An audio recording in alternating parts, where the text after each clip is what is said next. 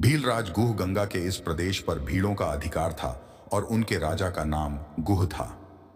एक लोकप्रिय एवं सशक्त शासक होने के साथ ही साथ गुह राम का भक्त भी था। यह ज्ञात होने पर कि राम अपने लघु भ्राता लक्ष्मण और पत्नी सीता के साथ उसके क्षेत्र में आए हुए हैं, वह अपने मंत्रियों तथा परिजनों के साथ उनके स्वागत के लिए आ पहुंचा। भीलराज गुह को देखकर राम स्वयं आगे बढ़े और उनसे गले मिले। वक्ल धारण किए हुए राम, सीता और लक्ष्मण को देखकर गुह को अत्यंत क्षोभ हुआ। उसने विनयपूर्ण तथा आर्त स्वर में कहा, हे रामचंद्र, इस प्रदेश को आप अपना ही प्रदेश समझें। आप यहाँ का अधिपति बनकर यहाँ का शासन संभाल लें। आपके समान समदर्शी एवं न्यायवेदता शासक पाकर यह प्रदेश धन्य हो जाएगा। मैं आपको विश्वास दिलाता हूं कि यह संपूर्ण भूमि आपकी ही है और हम सब आपके अनन्य सेवक हैं। इतना कहकर गुहराज ने अपने साथ लाई हुई सामग्री को राम के समक्ष रख दिया और बोला, हे स्वामी, ये भक्ष्य, पेय, लेह्य तथा स्वादिष्ट फल आपकी सेवा में प्रस्तुत है। आप कृपा करके इन्हें स्वीकार करें। आप लोगों के विश्राम के लिए व्यवस्था कर दी गई है। अश्वों के लिए दाना चारा भी तैयार है। गुह की प्रेममय वचनों को सुनकर राम बोले, हे निषादराज, आप इस प्रदेश के राजा हैं, फिर भी आप मेरे स्वागत के लिए पैदल चलकर आए हैं। मैं आपकी जितनी प्रशंसा करूं कम है। आपने दर्शन देकर हम लोगों को कृतार्थ कर दिया है।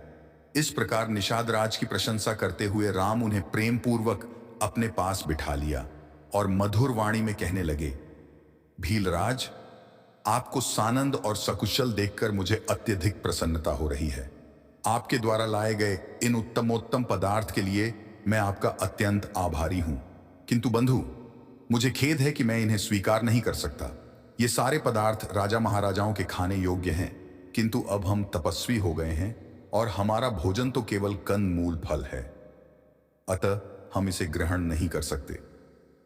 हाँ, अश्वों के लिए आप जो दाना चारा लाए हैं उन्हें स्वीकार करके मुझे बहुत प्रसन्नता होगी, क्योंकि ये मेरे पिताजी के प्रिय अश्व हैं, जिनकी सदैव विशेष देखभाल की जाती है। गुह ने भीलों को अश्वों के विशेष प्रबंध करने के लिए आदेश दे दिया।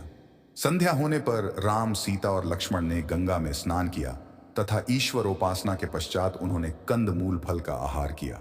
गुहराज उन्हें उस कुटी तक ले गए जहां पर उन्होंने उनके विश्राम के लिए अपने हाथों से प्रेम पूर्वक तृण शैयाएं बनाई थीं। कुटी में पहुंचकर गुह ने कहा, हे दशरथ नंदन, आप इन शैयाओं पर विश्राम कीजिए। मैं आपका दास हूं, अतः मैं पूर्ण रात्रि जाग कर हिंसक पशुओं से आप लोगों की रक्षा करूंगा। आप हमें सर्वाधिक प्रिय हैं, इसलिए आप लोगों की सुरक्षा के लिए रात भर मेरे ये सभी साथी धनुष बाण लेकर तत्पर रहेंगे। उनकी बातें सुनकर लक्ष्मण ने कहा, गुहराज, मुझे आपकी शक्ति, निष्ठा और भैया राम के प्रति आपके अनन्य प्रेम पर पूर्ण विश्वास है। निःसंदेह आपके राज्य में हमें किसी प्रकार की विपत्ति की आशंका नहीं हो सकती, किंतु मैं भैया राम का दास हूं, अतः मैं इनके बराबर में सो नहीं सकता। मैं भी रात भर आपके साथ पहरा देकर अपना कर्तव्य पूरा करूंगा। भीलराज गुह और लक्ष्मण कुटी के बाहर एक शिला पर बैठकर पहरा देते हुए बातें करने लगे। लक्ष्मण ने गुह को अयोध्या में घटित समस्त घटनाओं के विषय में बताया। इस प्रकार वह रात्रि व्यतीत हो गई। वीडियो अच्छा लगे तो चैनल को सब्सक्राइब करके जरूर रखें